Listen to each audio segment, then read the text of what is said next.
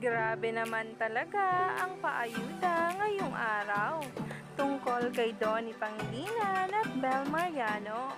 Yan nga ay dahil sa sunod-sunod na post at talaga nga namang kinahimlayan ng marami. Kaya naman itong si Donnie at Bel ay tinawagan nga raw ang mismong parents na si Tito A at Tita M, kung saan nga talaga ay masayang makita silang magkasama. Narito nga ang nasabing video na nagtitrending na.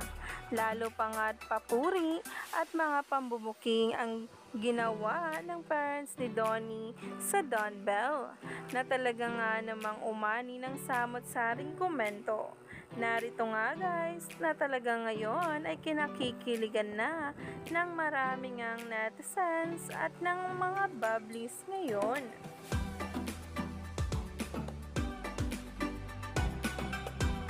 Hindi yan kami ka-excited. Yes!